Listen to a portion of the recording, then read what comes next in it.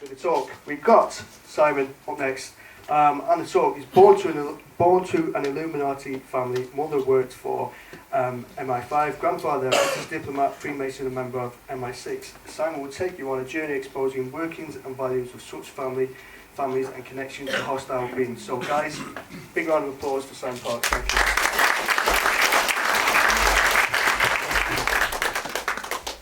Hello, everybody. First of all, thank you very much indeed for inviting me. It's an absolute pleasure to be here. Thanks, Dave Hodgin.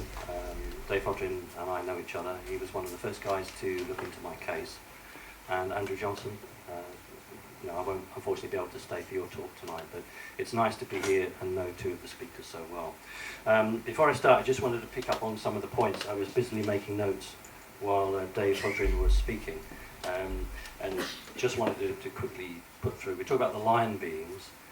Stuart Swerdlow, who did suffer from a number of projects with a guy called Dr. Green, better known as Dr. Mengele, and I think one of the audience mentioned that. He actually seen the lion beings, and Stuart's flying over from Iceland to see me later on in the year to discuss that, so that would be really good.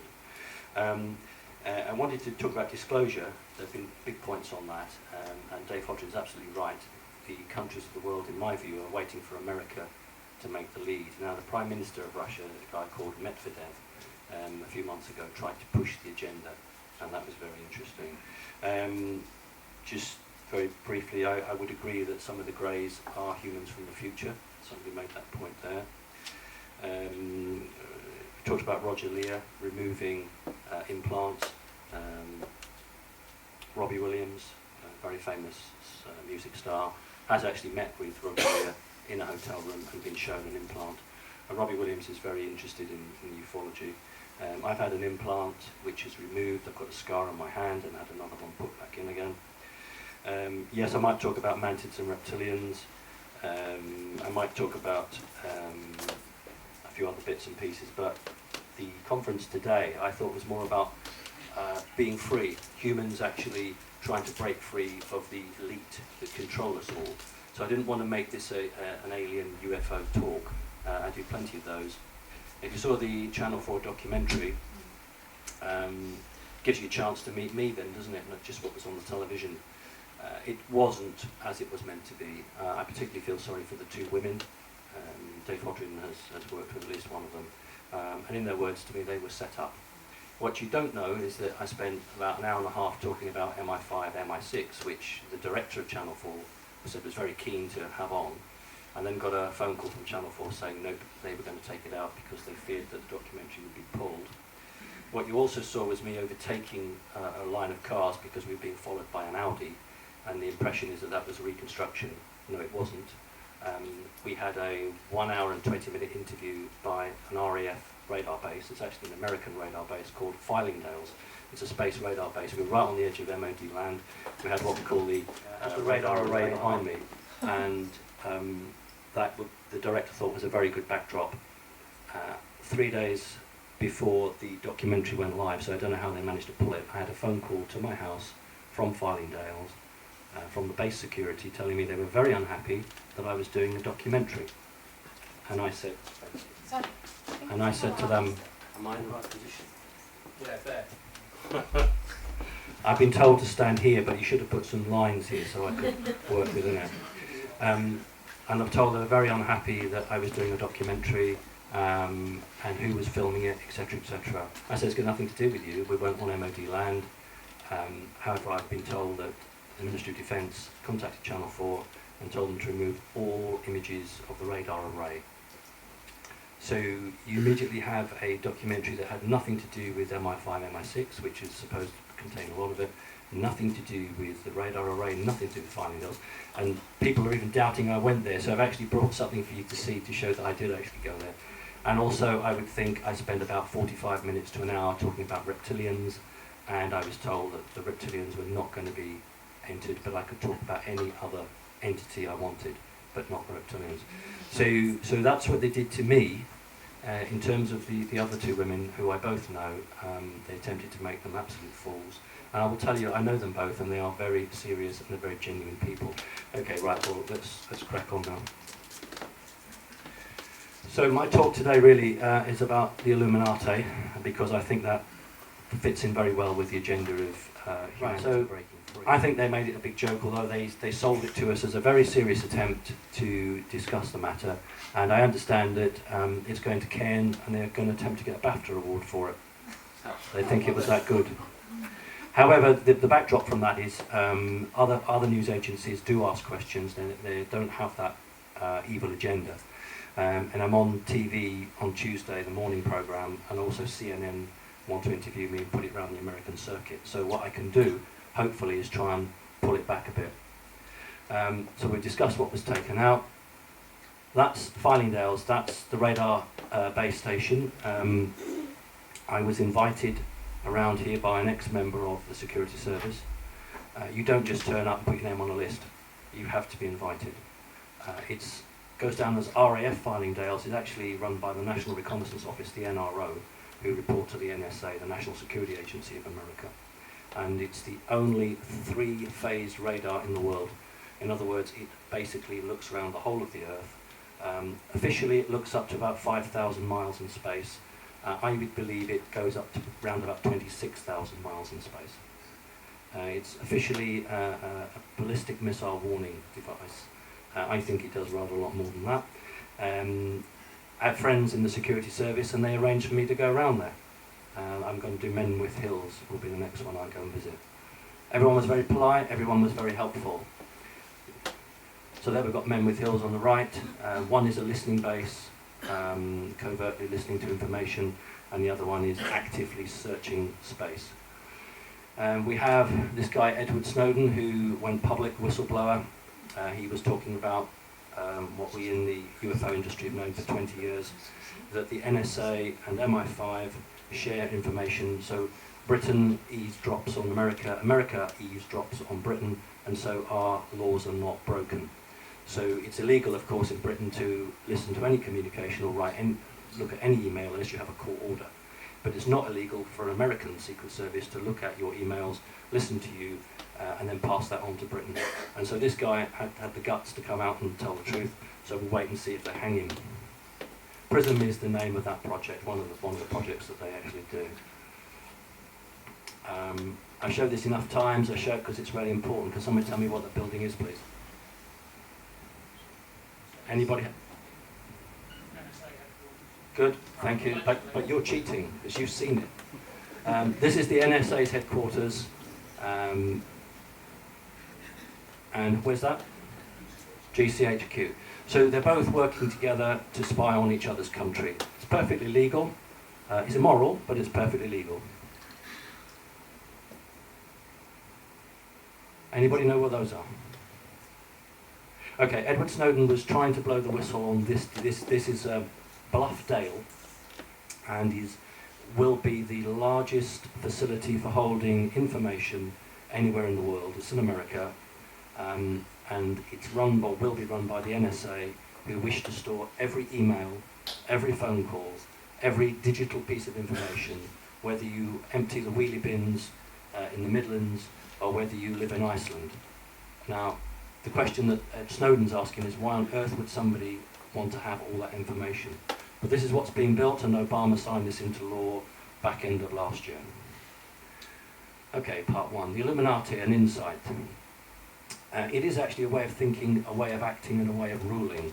When I ask people who or what are the Illuminati, what sort of response do I get? Who are the Illuminati? Pardon? Shout out. Families, yeah. Can you name some of them? Rothschilds. Rothschild? J.P. Morgan. Great. What, we've just had this big festival down. G8 Summit. Yeah, and what was it called? Okay, the Bilderberger? Yeah, good. Okay, what I want to try and do is get away from the fact that when we talk about Illuminati, we talk about bankers, we talk about big politicians. I want you to try and think of it as a club, a group of people who aspires to the same principle and then go out to see where the power is.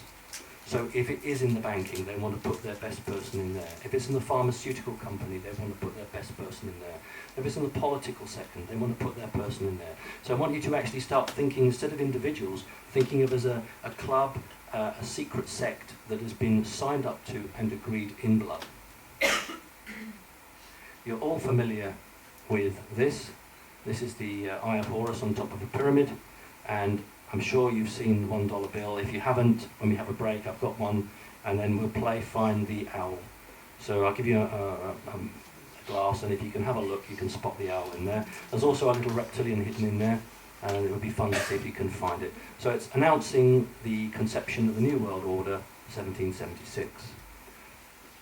This is old, 1995, but it's probably one of the best representations of the Illuminati. Nowadays you see them designed as grids and graphs, and this is much better. Let's see if we can make this pointer work. Oh, good. So on the left-hand side, this is what's considered the traditional Illuminati. And here we have a magical Illuminati, non-satanic. Here we have the military, the knights, but moving into public office, and on the right-hand side, very much the military side, that's the Templars. And here on the right-hand side we have the satanic orders. And let's just get away from this view that white is good and black is bad, because here is the great white brotherhood, and you can have pure evil. So this gives you a fairly clear representation of how the Illuminati works. It is a group of different organizations who join together and work for the same goal, but each have a different form of rules and organization within it. Earlier this year, I had an invitation to join. You will be surprised, as I was surprised, that I had an application form. And my question was, why would a secret society have an application form? And they said, well, in your case, we think it's very important that we know what we're saying and you know what you're saying. I don't let this form out of my sight. I've brought it with me today. If during the break you wish to have a look at this, I'm more than happy to let you look at it. I won't allow any photographs of it. I'm going to read just one front part of it. It's called The Order of the Hidden Masters. It was given to me by a very prominent politician. It was posted to me, and then this politician turned up about 4 days afterwards to ask me whether I would accept. I'll just read the first page. The Order of the Hidden Masters. The Order of the Hidden Masters consists of a group of teachers and students who do not reveal their identities as members to the general public, to their friends, or even amongst themselves. They work entirely in secret and may only mention the order to those whom they know to be worthy in every way, in the manner explained hereafter. The only person who knows all the teachers and students is the Supreme Grand Master, and he in turn is only known to those who serve on the Supreme Inner Council. The ramifications of the order are worldwide, but none of the leaders have ever been discovered by the uninitiated anywhere. So the question is, why was I invited to join the non-satanic arm of the Illuminati? I wouldn't accept the satanic arm because I'm diametrically opposed to that, and I didn't accept this one either. Okay, so what I want to do is just to talk to you a little bit about my life growing up within such a family, and we'll talk about what they are. My grandfather, his name was James Owen Marsland, he was a British diplomat. You all know it as MI6. He called it the Secret Intelligence Service, the SIS. He received the OBE, the MBE, the CBE. He was offered a knighthood to be one of the Templars and turned that down. And one of his views was the public can't even go to the toilet without our help. Okay?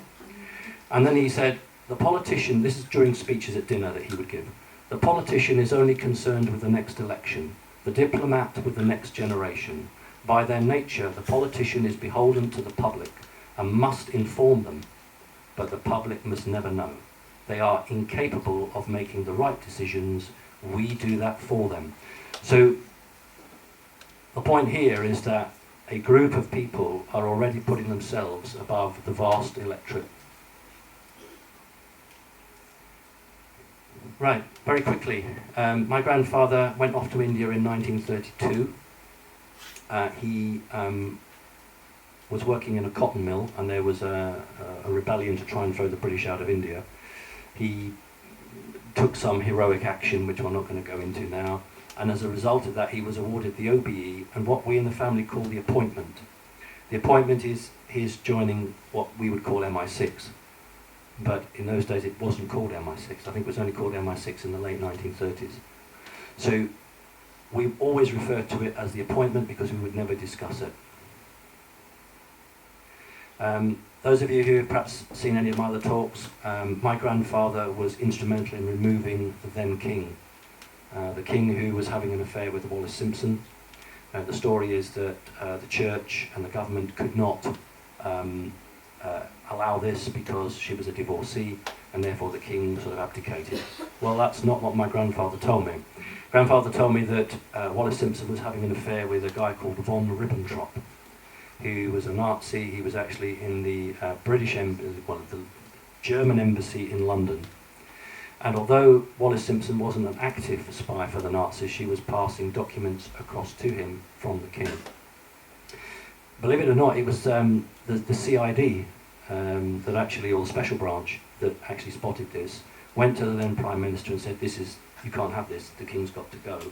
The Prime Minister couldn't come to a decision, so he went to his friends in the Illuminati and said, what do I do? So the Illuminati said, if you're not big enough to make the decision, form a jury. 12 men. We will nominate those men and they will vote on whether the king stays or goes. Then you can go back to the king and say the country has no confidence in you. My grandfather was one of the 12. He was based in India, and he said in those days you had to be very careful because all information came from telegrams and they could break codes very easy. Remember, this is long before Enigma was up and running. So he had a telegram which basically said in code, should the king stay or go? And I asked my grandfather, what did you vote? And grandfather said, I voted that the king should go. And I said, what was the vote? What was the score? And he said, 10 voted for the king to go, 2 to stay. So the Prime Minister then went back to the king and said, your country has no confidence in you. I understand that the king said, I want to go on BBC Radio, World Service, and tell everybody, Home Service, what's happened. And he was told, no, the BBC have orders to lock the doors to keep you out. You can't be king. And my grandfather, being a very materialistic man, because he was very much part of the Illuminati, was always upset because anybody who took part in the vote was given a token of this great momentous act that they'd been involved in. And he was given a coin, which was from British West Africa, one of the few coins that was struck bearing Edward VIII logo, but not the head of the king. Grandfather said to me, had he been based in Europe, he would have received either a penny, or what we have then in those days, a threepenny piece. And I think they go for £250,000 now.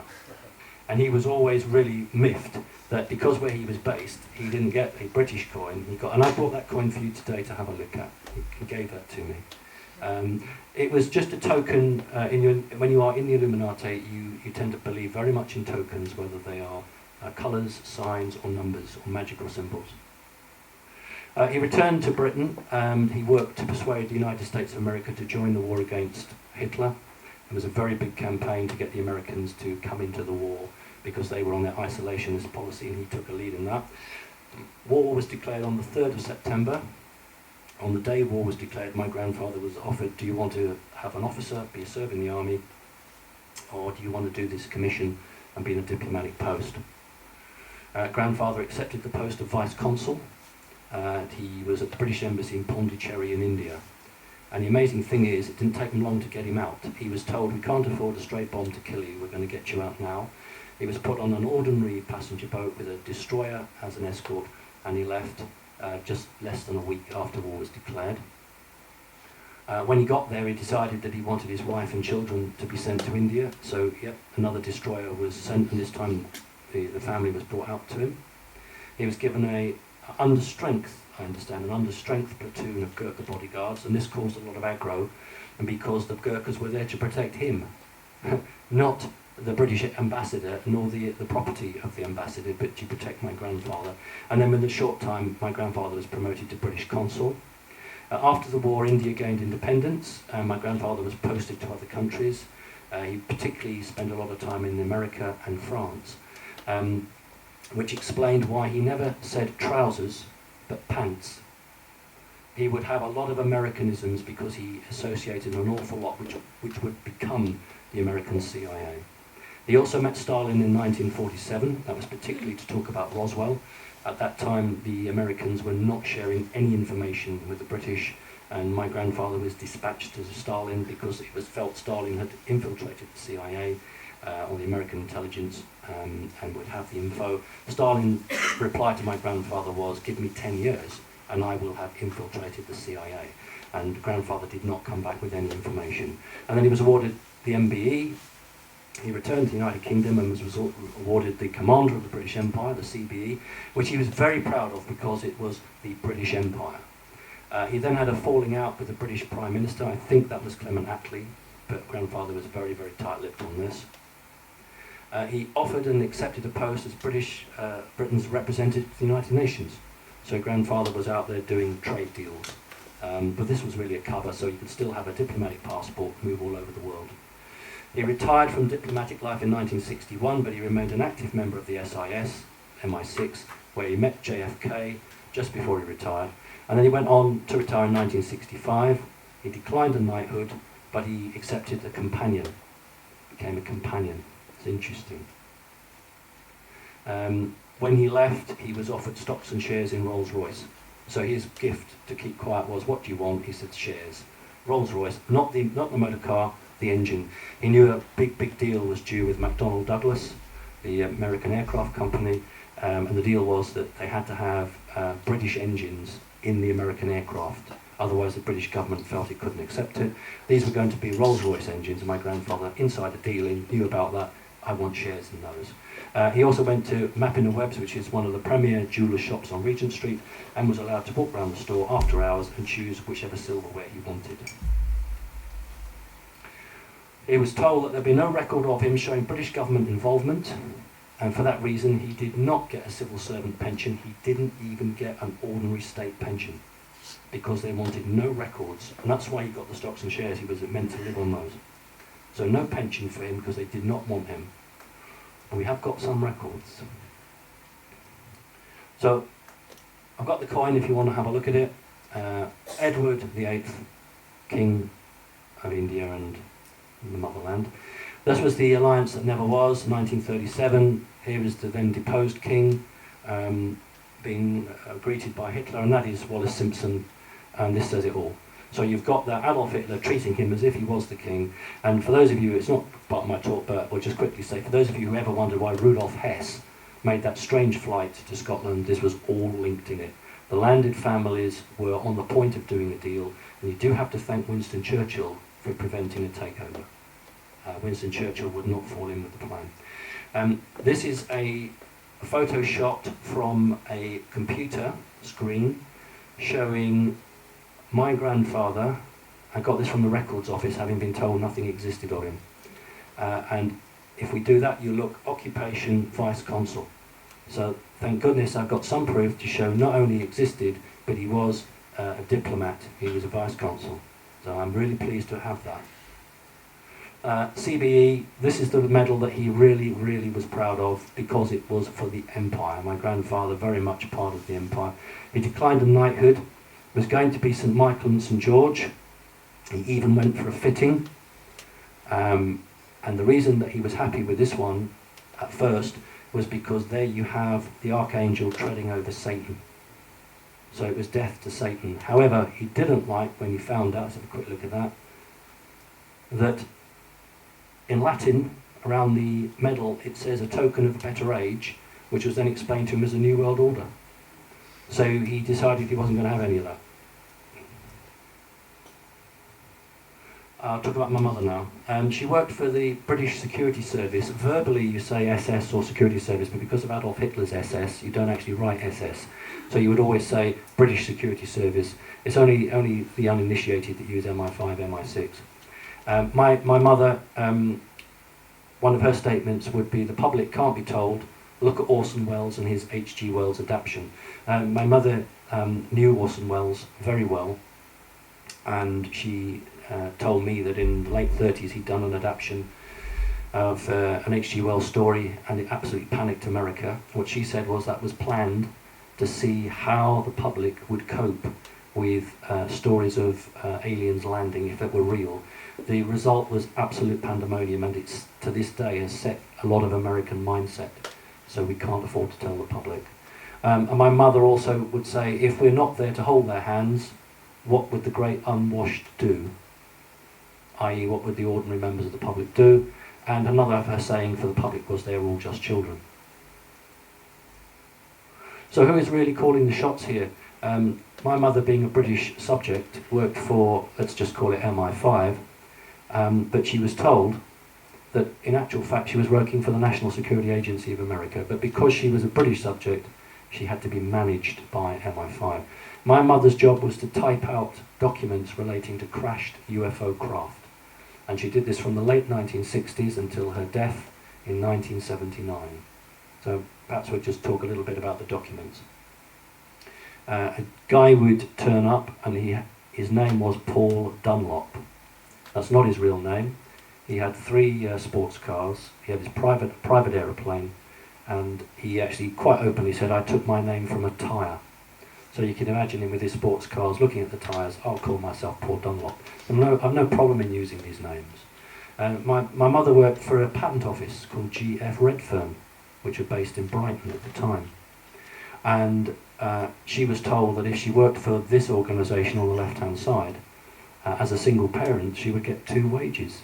She would go down at 3:30 every Friday to where she used to work, go into reception, sign her name, she'd get a brown envelope, which would be her wage packet. But she didn't need to go and work there. And then once a month, this guy would turn up and pay her money on a monthly basis.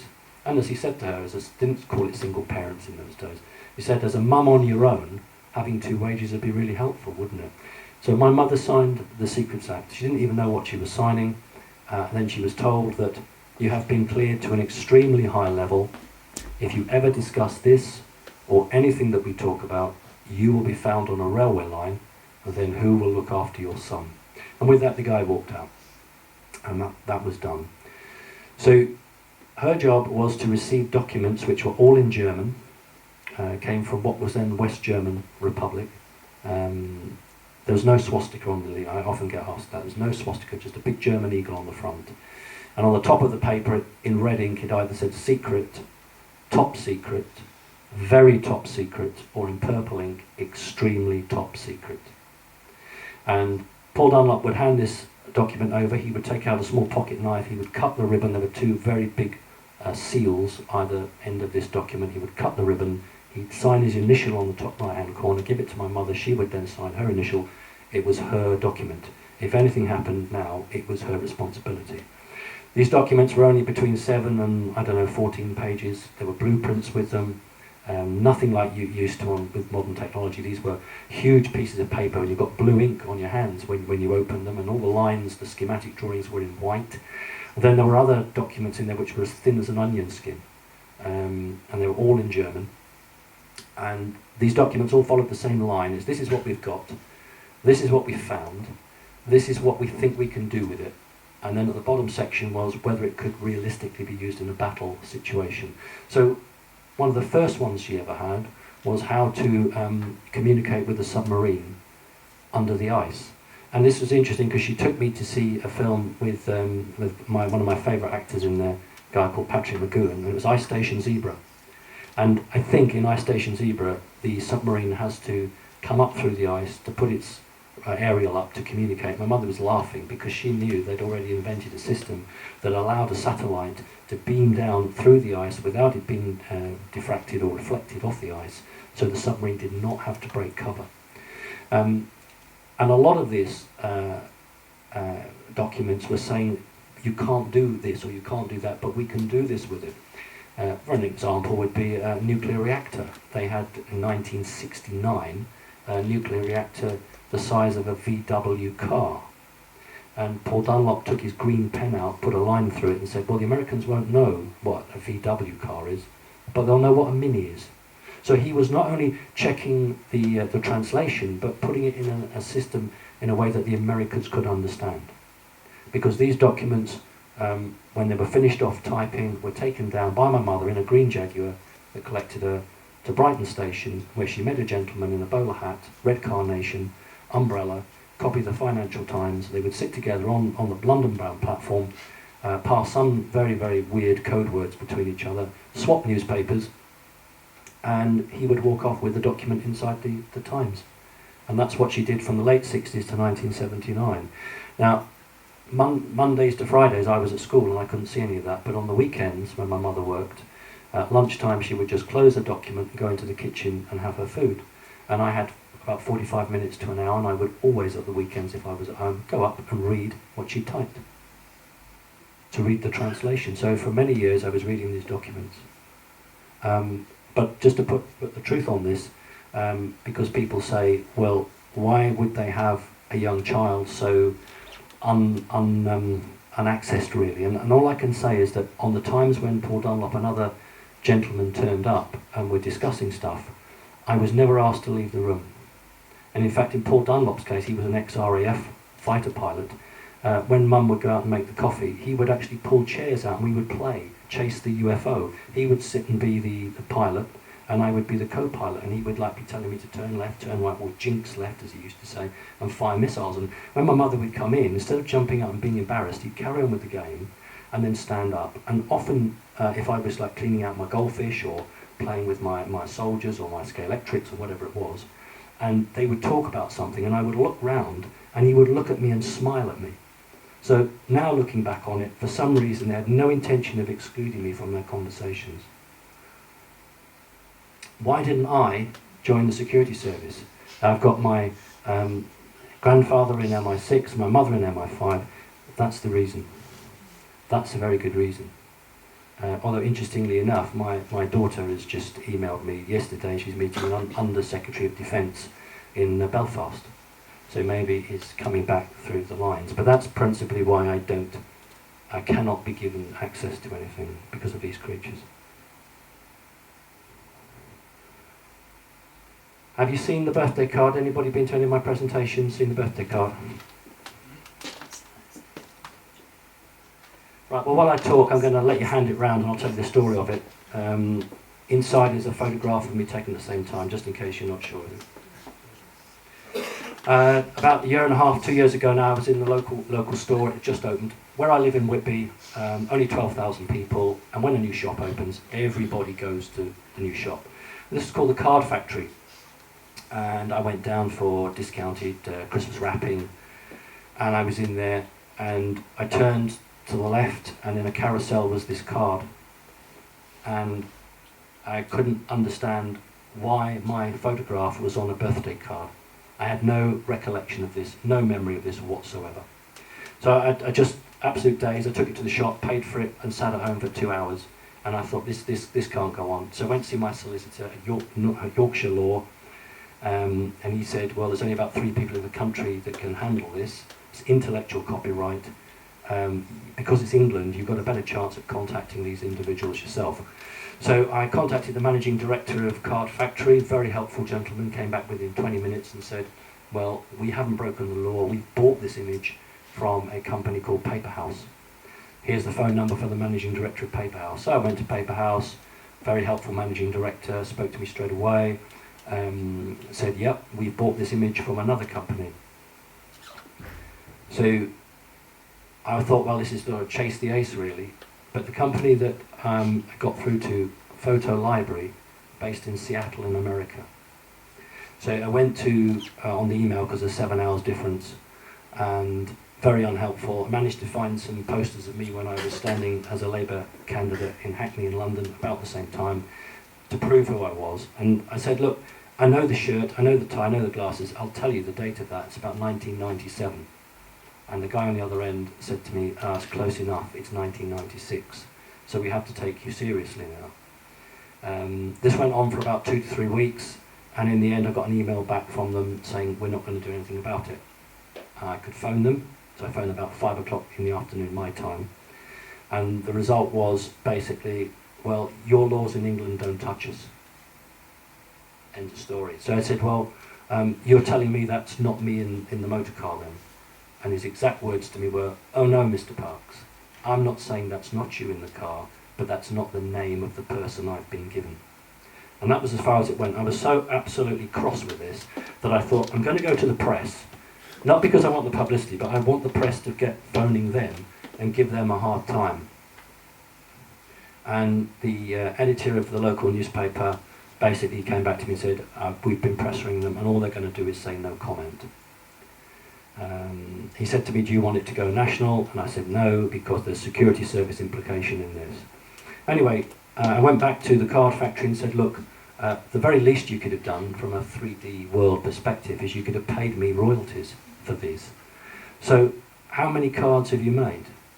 So he said, I can't remember if it was 6 or 7, but he said, let's say he said 7 cards. And I said to him, 7 cards? You've only made 7 cards? He said, yes, it was a test run. We wanted to see how well they sold. I said, how can you possibly know how well it would sell if you've just done 7? And I said to him, anyway, I've bought 7. To which he said, you've bought our entire stock. So I said, okay, you did 7 cards with my picture on it, and which stores, because they've got something like 120 odd stores, which stores did you send it to? Your store. So you did 7 cards with my picture on it and to test it out to see how it would sell, and you just sent them to my store where I live. And he said yes, and he then said, it's a small world, Mr. Parks, and I really must go. And that's the end of it. So that card's coming around, please have a look at that, and you can see it's genuine, it's got the price ticket on the back of it. You know, if you had your time again, I wish when I was in that shop I'd looked over my left-hand shoulder, because I bet you I'd have seen a guy in a fedora hat, a white shirt, a black tie and black suit putting those cards right behind me. This is the thing with the security service. They could have posted them to me, they could have put them through the letterbox, they could have left them on the doormat, but oh no, it's this theatrical game. They can afford to do it. They have millions and millions of pounds siphoned off from taxpayers' money which is never declared, and this is part of their fun. This is probably the bit they enjoy doing. So there's a bit of evidence for you. Oh, the vehicle's been identified as a white Rolls Royce, and it's not in America, it's definitely Britain, because in the picture's a tree and we've identified that as a North European tree. If I had an expert on construction, you could look at the flyover road behind it, and I bet you an expert could even tell us what part of a motorway that might be. But I never got that far. Okay, this is about freedom, it's about humanity waking up. This is the Hadron Collider. We're all told about the Bose-Higson particle. We're told that we're looking for dark matter. And the guy on the right, anybody know the guy on the right? Okay, we're told that 2012 never happened. It's my view, 2012 did happen. But unfortunately so many people were waiting for the earth to shake, for bright lights in the sky, and when none of that happened, people felt nothing had happened. This guy's name, roughly translated, is Akhtar. And I was actually on Bill Owen's site, Bill Owen from Project Camelot.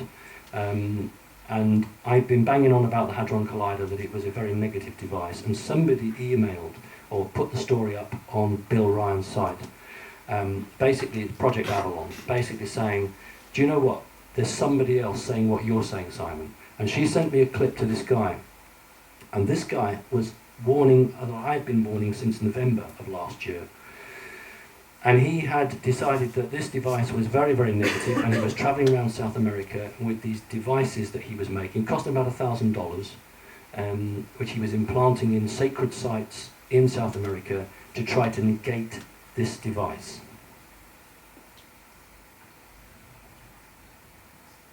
That's a shot of the Hadron Collider. It's very much like you fire a laser beam down that. That's the beam.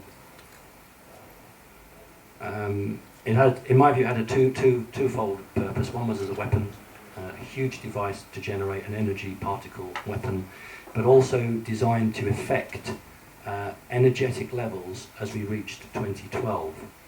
So you're going to want, all right, Simon, how do we know about it? It was very important to me that this device failed. We could not allow this device to work. And if you look there, we've got the dates that it was supposed to work. This device was supposed to operate just over the period, surprisingly, coincidentally, that the peak of energy was going to happen at the end of December. And if you look, it says shut down, no beam. The device failed to operate at the crucial moment. It's no surprise to me that it failed to operate. But what I will tell you, within 2 days of that failing to operate, there are now talks of building a new one. They wanted to build one with a diameter the size of London. They couldn't do it in the time. They've got till 2016. 2016, jumping ahead here, 2016 is when the energetic levels will change, and there's no way back for these creatures. So 2016 is the last date. The only thing they can do is enlarge the device that they've got. And that's the plan now. If you go on Google, you go look at it, they want to enlarge this device. Billions it's costing, but they're only admitting to a proportion, a fraction of that. And I suppose what I would say to you is that we live in a world of money. Nobody does anything without money. So where's the big banker behind this? Because they wouldn't pay 3-4 billion unless they would say, where's my return? You'd be very surprised to know that there's no individual, there's no corporation behind this, put the money up. Governments have paid for this. And you might not be surprised to know that America has lent on a number of its friends and said, you're going to pay for this. And a number of its friends have paid for this device. So I don't buy the Bose-Higgs particle. I don't buy any of that. This was a weapon, but it was also a device to alter 2012, and that's why it didn't work. What factory or what scientific institute would have scientists working right up to 23rd of December? These scientists come from all over the world. Many of them have families. This device was going to work right over to Christmas Day and Boxing Day. But as you can see from the picture that I've got from the screenshot, it shut down, it didn't work. Okay, let's move on. What I'm imagining, I totally agree with Dave Hodgren. Nobody wants to empower, wants to give disclosure, because they would completely lose the control they have. One of the worries I have is a false flag announcement, an alien invasion.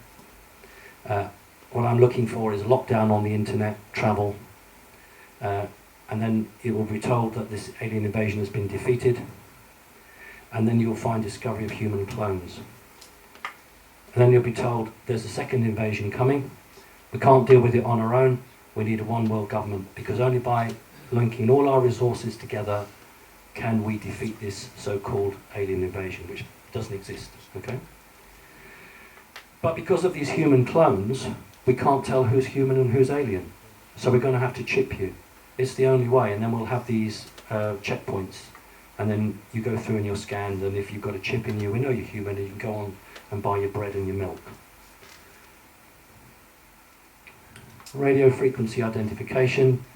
This is the chip that you're probably very familiar with. It's a chip the size of a rice grain, and for heaven's sake, we do it with our cats and dogs, don't we? We chip them so if they get lost, they can get found. You might not realise, but when you go into a shop and you have the tags, it's exactly the same technology. On your clothes or your food, it sets the beeping off when you go outside of a supermarket and you have forgotten to pay for it. However, this is the problem. Those are grains of sugar. That is a chip. It can be injected into you. And this is modern technology. This is the way it is. And that little black dot, not the white one, but the black dot is the chip. Okay? So that's an RFID chip which would contain enough information to identify you. The issue I have with being chipped is quite simply that it will have your bank details. And if you went to a demonstration in London, and you were very vocal, and you disagreed with the government, all they've got to do is turn your bank account off. They don't need thousands of soldiers and policemen. They don't have to do this agenda of killing off 60-70% of the population. That's old hat now. The Illuminati aren't into that, because they can control you all by chipping you. You may not know, but the Co-op supermarket is this year going live with the with the mobile phones. It's trialled out in London and New York. You go to the shop, you place your mobile phone where you normally put your debit card, and that scans a chip that's inside, or an application, and it will automatically access your bank account and pay for it. This is a direct plan by the Illuminati to do this. You're going to have to look at me very carefully. You know how we all walk around? If you're left-handed, your phone's in your left hand, and if you're right-handed, your phone's in the right. We all do it, and I do it. We walk everywhere. So you're going into the Co-op or wherever supermarket or whatever it is, and you put your phone down on the reader. After about 2 years of that, they'll say, "Why are we doing that? We could chip your hand. You're so used to doing this. We're just going to put it in your hand." So now you just go in and you just put your hand down and it will read the chip. And already the promo is for the mighty It'll Open Your Garage Door. You can put your chip up in America and it'll open your garage door. And there are official adverts running on America saying, and I'm not going to do the American accent, you have your typical white middle class family saying, "I'm so scared of terrorists that if anything happens to my children, they're chipped. The authorities will be able to find them." This is a real serious campaign, and you must resist the chip. Do not take the chip, because you won't be humans anymore. Okay, let's quickly move on now to Satanism. Satanism is the driving force of the masters. The Illuminati are run and led by masters. That's the terminology. It's not the masters that are getting caught, you know. It's everybody underneath who are getting caught. And the press are passing off Satanism as paedophilia. Alright, I'm not going to upset you with anything you don't already know. So they never get caught. They just disappear into the background, just like that did. And you are given a completely different picture to what's going on. Very quickly, the Express ran an internet newspaper, which was quickly taken down. This was not what appeared in the newsprint. I'm just going to go up front and read it.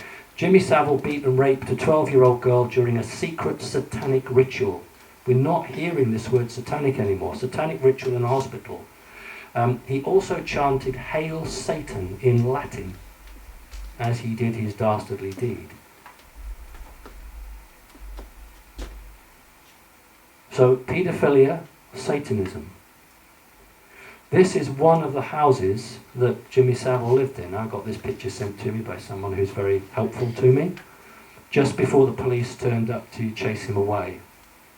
Let's look at the graffiti that somebody had scribbled on his house. Oh look, there's a triangle and an eye on it.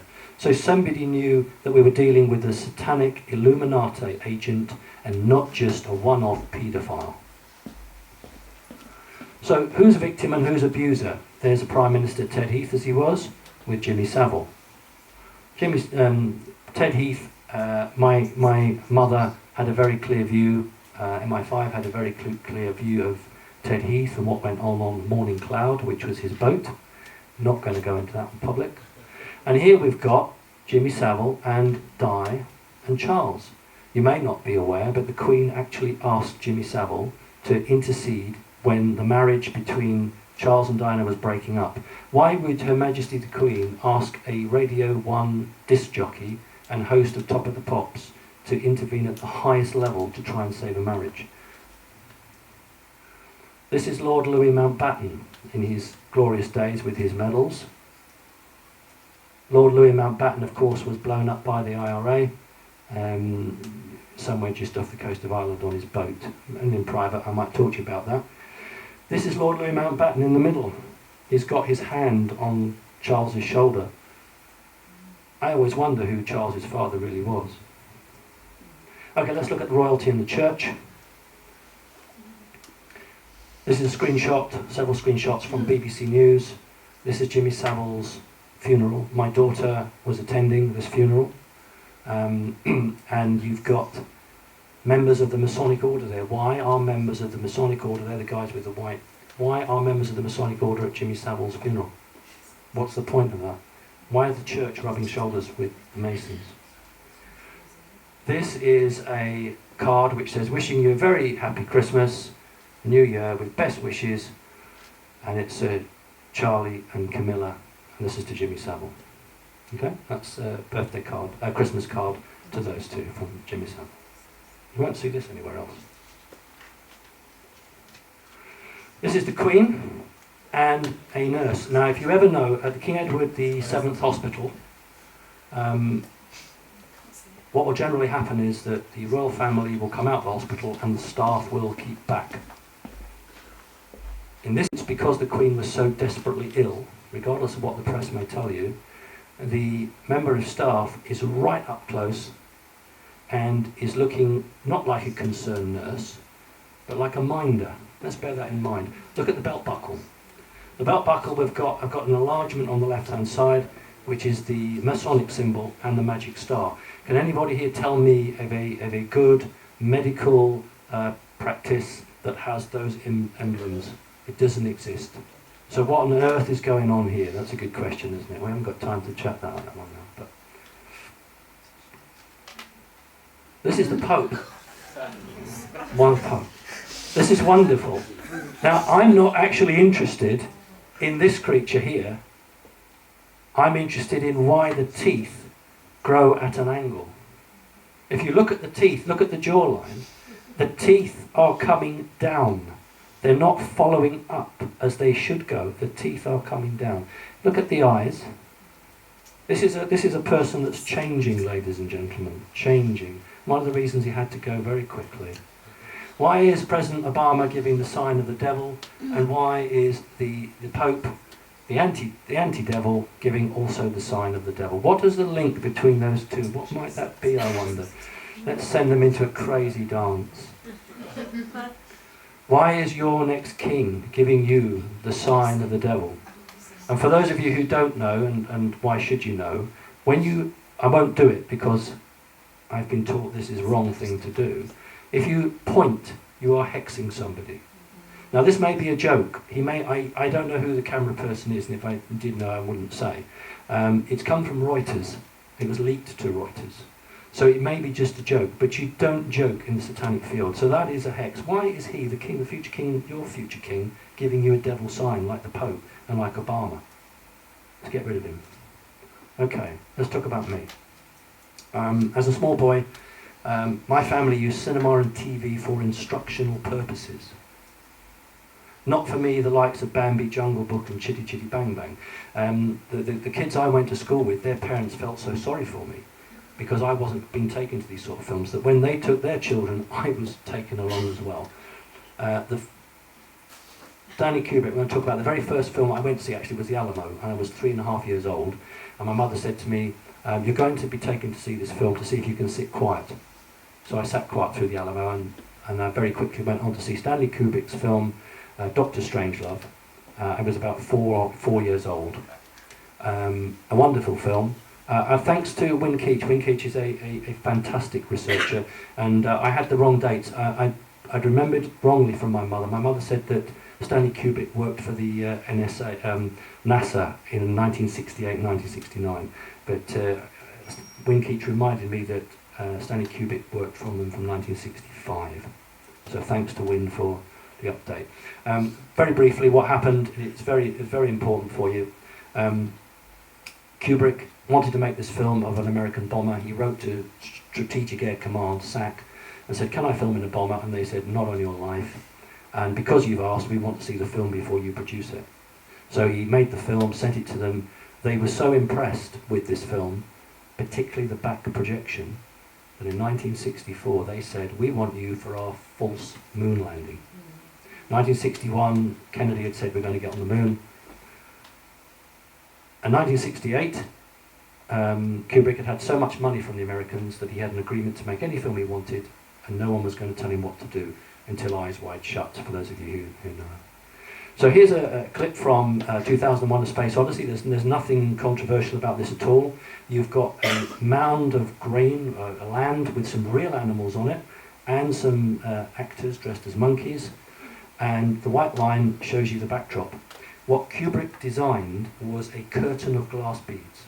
Millions and millions of glass beads strung on thin threads, and 7 or 8 cameras all projecting.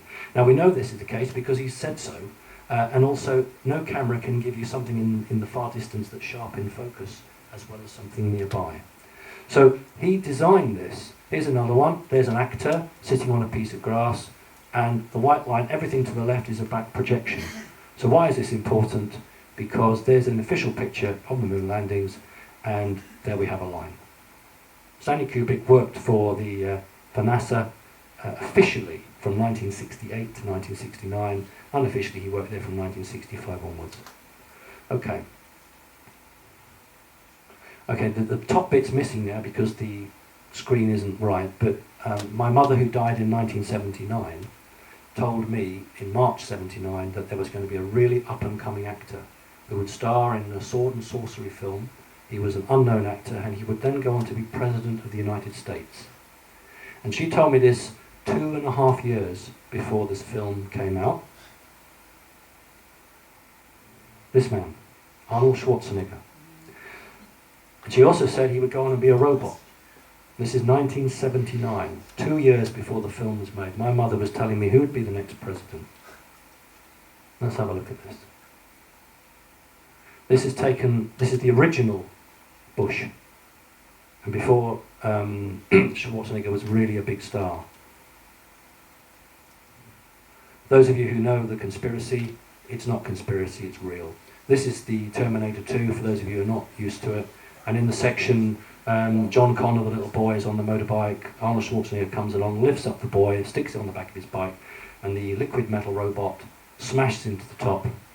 And as you can see, it says caution 9/11. Well, of course, that means 9 foot 11 inches, doesn't it? It doesn't really mean 9/11, does it?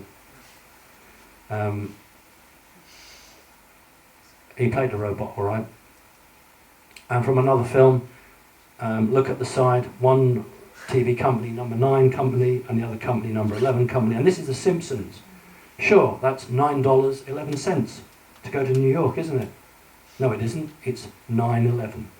The Illuminati have to tell you what they intend to do, but in such an obscure way that unless you understand the way of the workings, you will never know what the plans are. So the public were being alerted in Terminator 2's case some 10 years prior to it happening. 10 years. These things are planned and organised and worked out. 9/11. Okay, back to me. There's nothing unusual about a young boy, or a young girl for that matter, watching Joe 9, Stingray, and you can read those lists. What is unusual is the manner I was watching them. I was told I had to watch them. And the routine was that I would be sitting in a chair, I was not allowed to eat or drink, and I had to watch them, I wasn't allowed to speak. At the end of each programme, I was allowed to ask some questions of my mother. One of my mother's favourite ones was Stingray. Reptiles living under the sea. Just go back to Marina. I actually said to my mother, because I've been obviously a young boy, is that a mermaid? And my mother said, no, that's a creature that's half reptile and half human. Right? And that's back in 1965. Doctor Who, I was only allowed to watch certain episodes of Doctor Who. One of the episodes I was allowed to watch was the Doctor Who and the Silurians, which was in 1970, and is again reptiles who live under the earth. Mother insisted I watch that. Mother also insisted that in June 1971 I watched another Doctor Who, which was called Doctor Who and the Daemons. And there's Roger Delgado, who played the Master, giving you the devil's sign.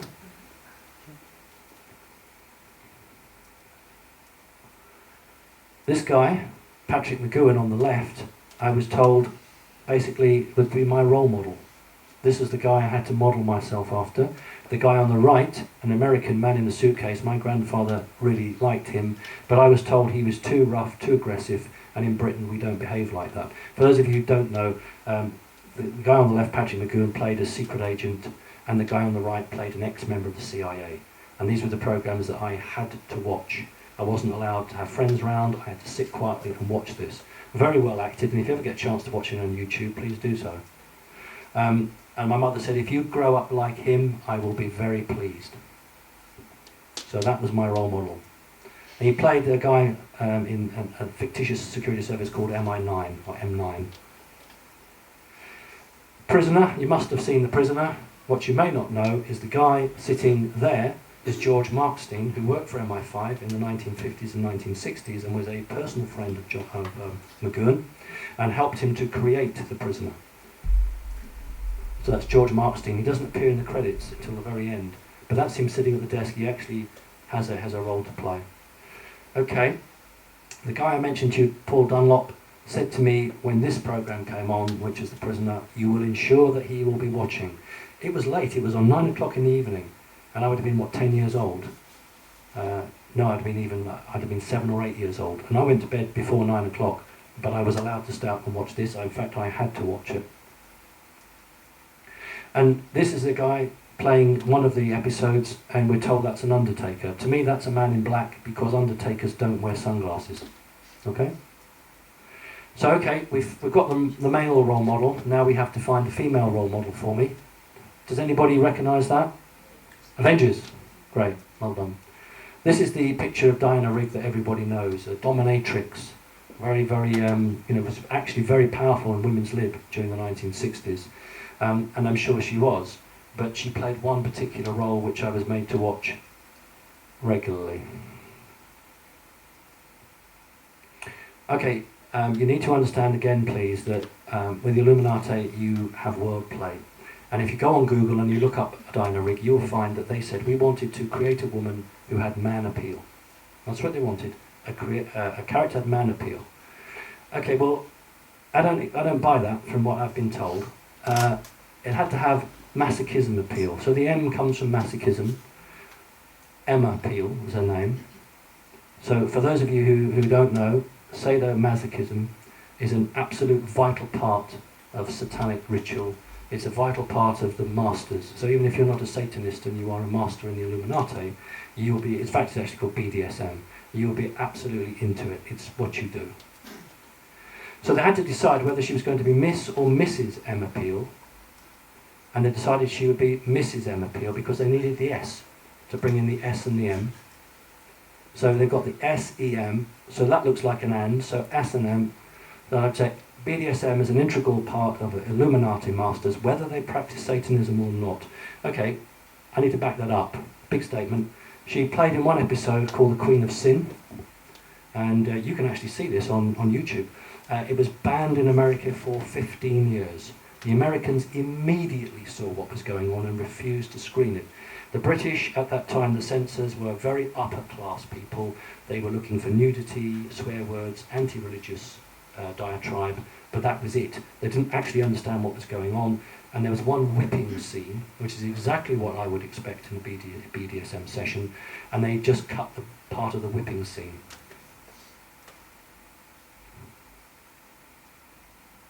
And this is the character she played. Now this, you might be interested to know that she designed her own costume. She's the head of punk by nearly 10 years. She has a collar around her neck, and she carries a snake, which is the serpent of the reptilians, and is the mark of the Satanism. The actual episode was called A Touch of Brimstone, and here's a shot from The Touch of Brimstone. Very satanic looking. A dominatrix or slave, she has a collar around her neck. For those of you who don't know, the slave always wears a collar in sex sessions. And it's got a lead, and here she's locking about with one of the directors and she's put the lead on him. So we're not talking about just a collar, we are talking exactly of a BDSM with a collar and a lead. Diana Rigg went to a very interesting school. She went to the School of Moravia with a Templar cross. Very interesting school. There's Tony Blair. Hello, Tony. 666. Look at Tony Blair's hand. 666. Let's look at some more. 1969, to my knowledge, the very first time that the symbol 666 and the devil sign was used at the same time, captured for the very first time in a photograph. A Yellow Submarine, launching the album and the film, the cartoon, 1969. We've got the devil sign. You might be interested, I'm sure you will be, I hope you will be, otherwise what the hell am I doing here? When I was 14 or 15 years of age, I was introduced to John Lennon's father. John Lennon's father's Freddie Lennon. Freddie married a woman 20 years younger than him, and I was told that they had a young child, and it was my job to babysit this child while they went out. Now, and that sounds incredible because Freddie Lennon could have picked the phone up to anybody and said, I'm John Lennon's dad and I want you to send the best babysitter you've got in the world, and they would have done so. I was taken round and I had a meal with John Lennon's father and the woman he was married to, and I was introduced to the boy. And I can tell you this child was about 5 years old and played me a recital on the piano at 5 years old. I probably babysit for about 7 or 8 times, and I was told by John Lennon's father, we would not have anybody else babysit our child because you are part of the order. That's what I was told.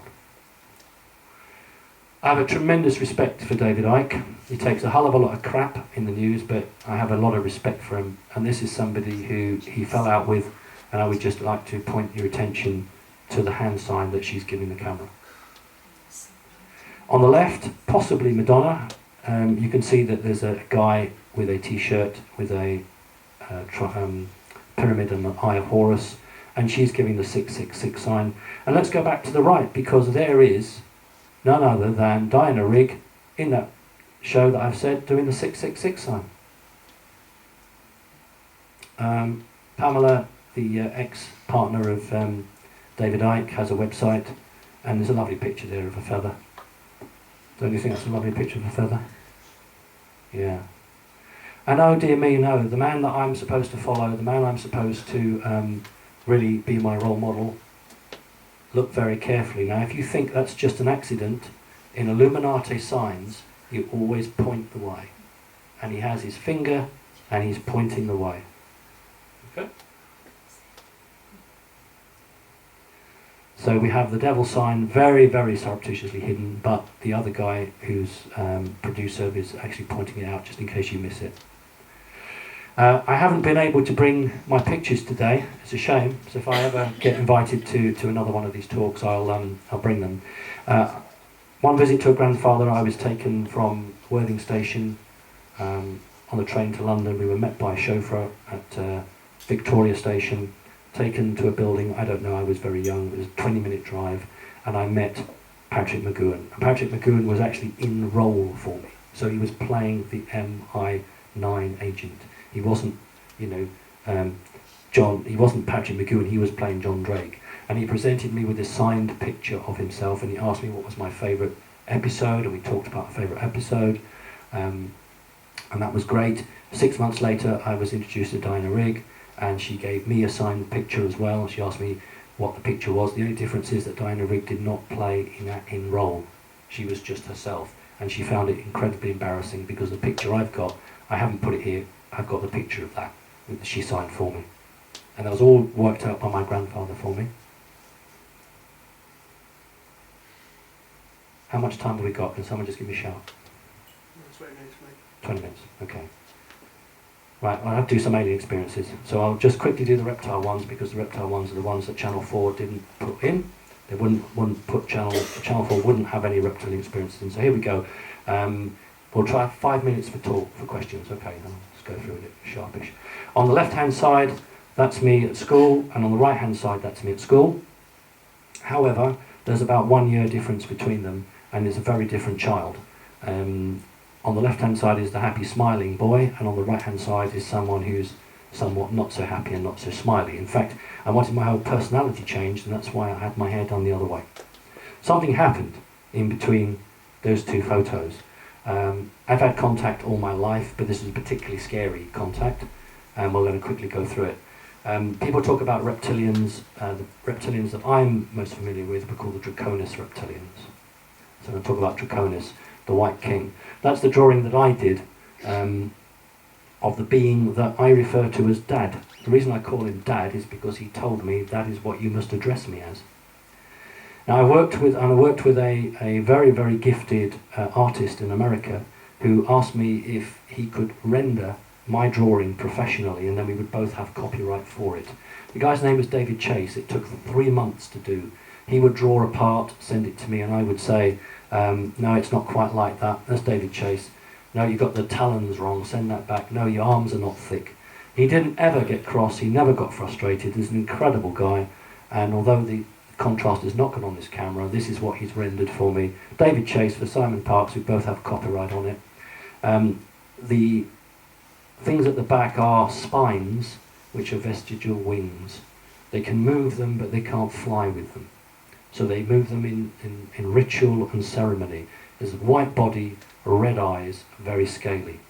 This doesn't detract at all from people saying they see reptilians are green. Well, to be perfectly honest with you, greeny brown. That's because the greeny brown ones, in my estimation, are the soldiers, the warriors. The white-skinned beings are the ones that are the royal line. Mission patches, you're all familiar with mission patches, I hope you are.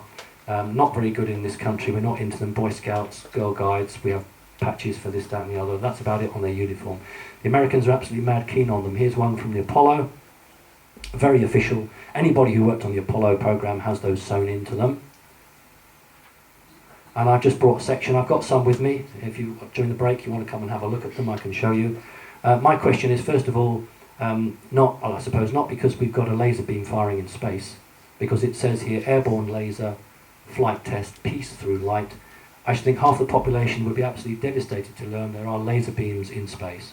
But that's not why I'm showing it to you. Why is a snake firing the laser beam? Why, of all the creatures that could go on an official patch that worn by men and women who serve in the armed forces, would there be a snake? Here's another one. This is a patch, the official emblem of the National Reconnaissance Office, which is the part of the American arm that does all the spy satellites. Why is there a dragon holding the Earth? Why, in this one, are there 3 snakes encircling the Earth? And in Latin, very loosely translated, that says, never before, never again.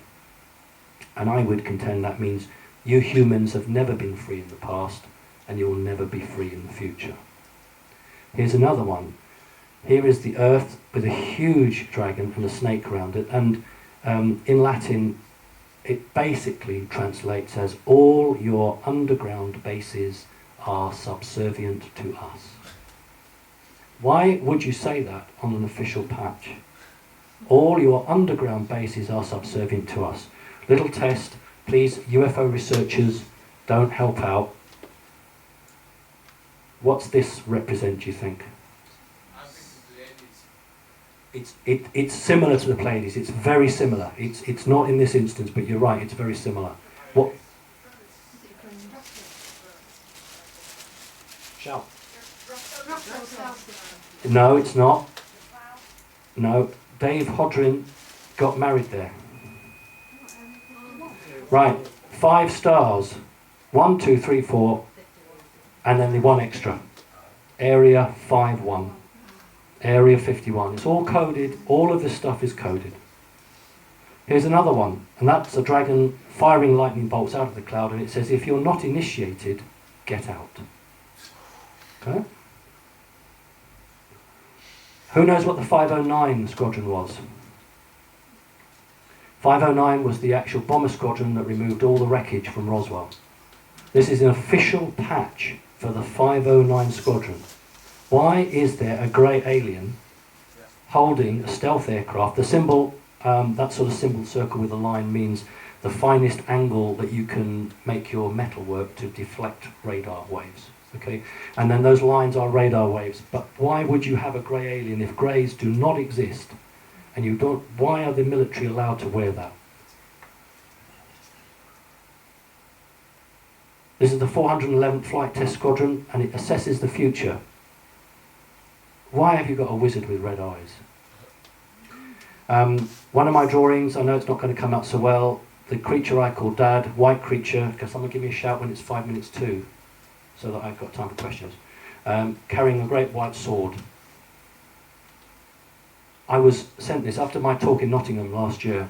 Somebody contacted me and said, if you meet me on the A1, I've got a real patch that's been worn by somebody, and you're very welcome to it. Now, I get things like this all the time, but I just couldn't turn it down. I thought, well, I'll go to the A1.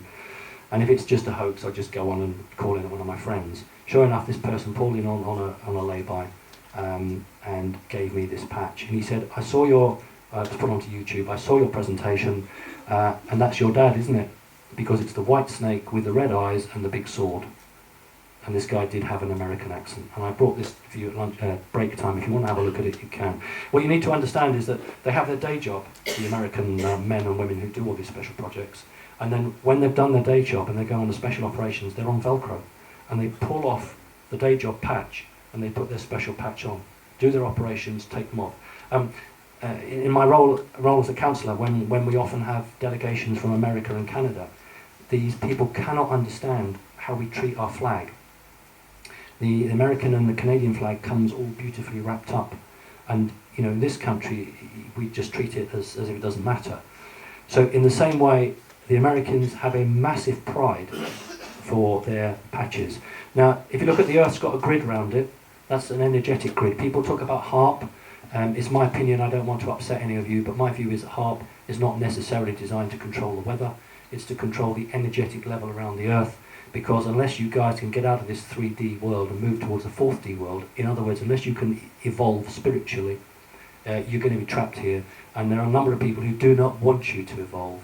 So I contend that this grid is an energetic grid held around the Earth to prevent you from beginning to ask too many questions. This is a drawing I did of one of the creatures who wears a double sash, Draconis reptilian. Please look at the mouth. 1965, I was a page boy, and I never smiled for any pictures because I thought I was back in a ceremony. If you have taken part in a reptilian ceremony, it is all about the culture, the ceremony and the ritual. To attend a wedding as a 5-year-old boy just smacked of a total ritual. So although I was being asked to smile, I refused to smile because I've been taught you don't smile during a ritual. And here I manage a half a smile because the bridesmaids on the left had asked me to smile and I outranked them. Again, it's all ritual. I held the bride's dress. The bridesmaids were behind me. Therefore I must be more important than the bridesmaids. I don't do what they tell me.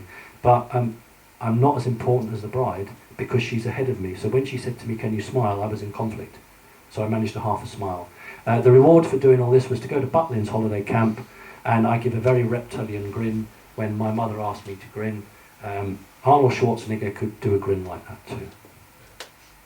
So, ladies and gentlemen, we're running out of time. I really need you to question, to resist, and to move from this money-dominated matrix into a much higher form. So here we've got the National Reconnaissance Office on the left-hand side, their official badge with the NSA showing a grid around the Earth, and there's the one that I've shown you with a grid around the Earth. This is an energetic grid, because if you can start to evolve and ask questions, you are unstoppable. You really are unstoppable. But there's not enough of you asking questions. You really need to make sure that you share the word. And this, I just had to put this in. This was the latest find from the 9/11 towers being destroyed. Another piece of aircraft wreckage found so many years afterwards. Absolutely ludicrous. That's 1 metre wide, and this part of the tail flap was supposed to have been found all the time afterwards. I don't buy, and you've got Andrew Johnson going to give you a really, really good talk about 9/11, and it's well worth listening to. So I'm going to stop there and just take any questions. Is that okay? Thank you.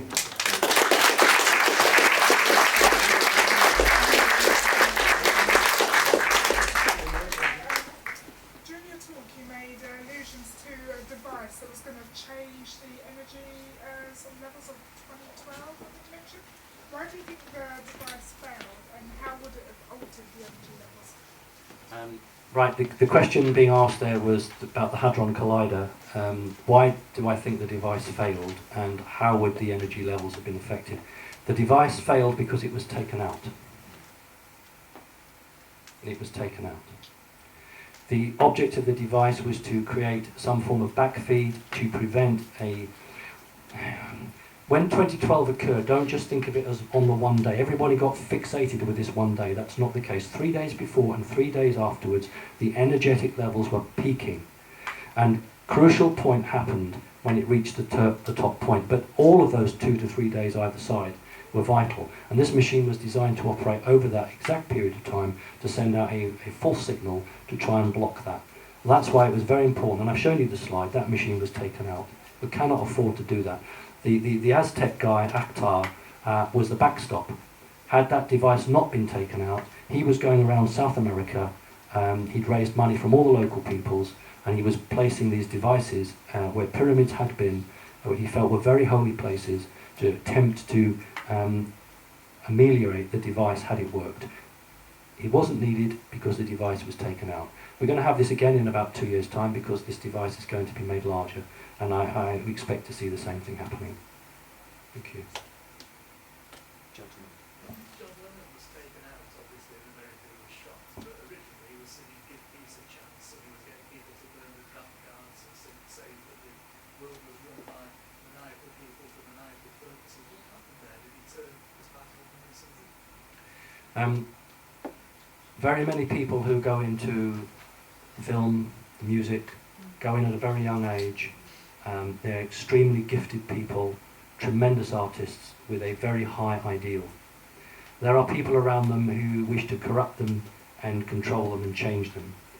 And often with these people, they turn their back on it, to use your terminology. They go with it for a while because it's great, sex, drugs, the usual story. And then they come to a point where they think, what the hell am I doing here? This isn't right. And they look at the harm and the damage done around them, and then they search inside themselves and they find them true selves, and they let themselves go forward. And what happens is the minders around them decide that that's enough, the time is finished. So yes, he was taken out because he was a danger. How wary of your Project Bluebeam? Project Bluebeam comes from a project which initially was going to be run against Cuba. The idea was that Cuba had always been a non-Rothschild controlled place, and if the Virgin Mary could be projected above Rothschild, above Cuba, because it's a very staunch Catholic country, the idea being that the message could be put out to rise up against Fidel Castro and overturn. In the 1960s, such technology existed. The technology was going to be fired from a destroyer, from a boat, and projected up. Now the technology is capable from satellites in space. I don't want to go down that road too much because when you have your lecture from about 9/11, I'm sure there'll be elements that link with that. So Project Bluebeam has advanced now to an incredibly wonderful, I mean wonderful in the sense of technology, holographic image that has sound projected with it, and you actually think the sound is coming from the image that you see. Were you being groomed to be in the higher echelons of the Illuminati? Is that the role that you had set out for you? I'm still asking myself that question. I didn't go down that road. I've had experiences of what you would call shadow beings. Shadow beings are incredible, energetic creatures, very evil. The ones I met, very evil. Although nothing has ever hurt me. These creatures have the ability to work with young children because they work energetically. And certainly from about 1965 onwards, I've had that link. I still to this day don't know the full link, but my family were what we would call Illuminati, though I don't think they would be satanic Illuminati. Why I didn't go down that road, I just don't know. You joined the Labour Party? I always say that the Labour Party is the lesser of all evils. Okay. I'm going to take the lady at the back there. I'm very interested in Stan Lee. I don't know if you know Stan Lee. Stan Lee is the American gentleman who created Marvel comics, Spider-Man, Fantastic Four, sort of stuff, all that. And in the late 1960s, I used to read a lot of things, and now I'm finding it very interesting to look back on the fact that there were characters in it, things like the Sons of the Serpent and a Secret Empire and things like this. And I'm quite convinced that Stan Lee had some inner knowledge. I wonder what you think about that, because he's obviously put a lot of this stuff out into the collective imagination, even if it's only his fiction.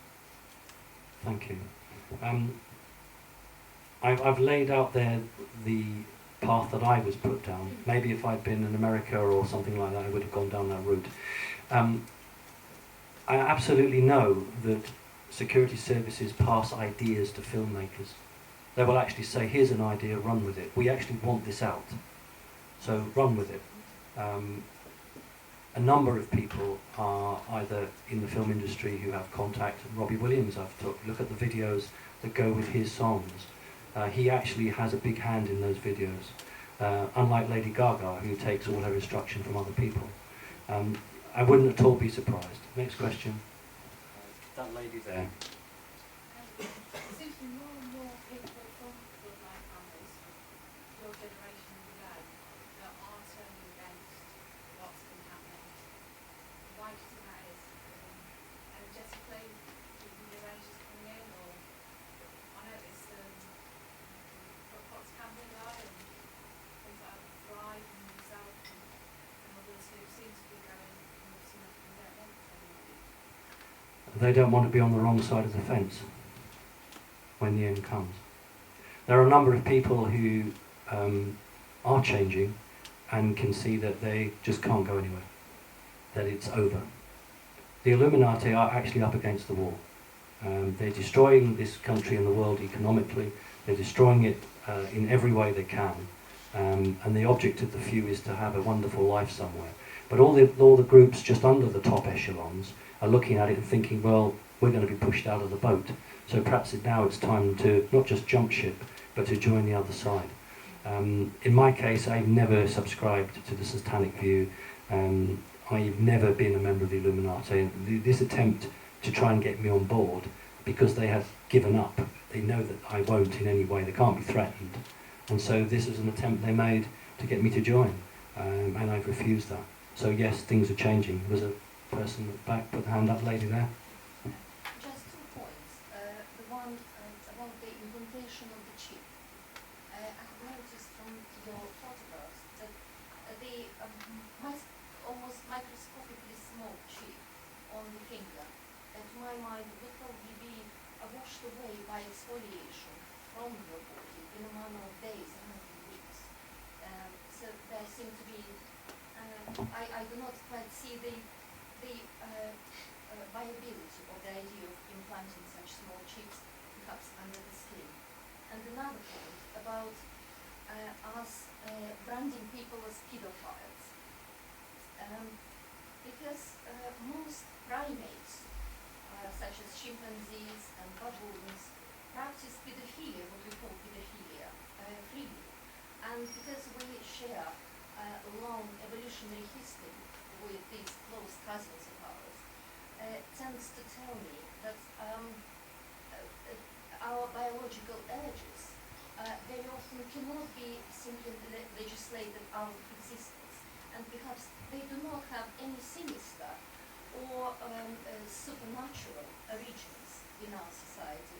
We must look a little closer, perhaps, to atavistic manifestations of such phenomena,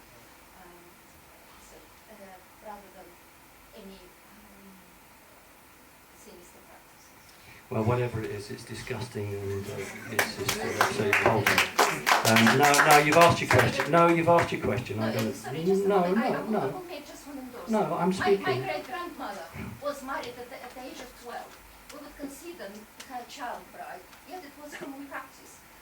So moral moves of society change, but it does not make it intrinsically evil. Right, thank you. There's a difference between somebody having a child and someone being repeatedly brutalised. I don't agree with you that humanity shares a very long link with monkeys, basically. Absolutely not. No, look, it's my turn to speak, okay? Let's be fair.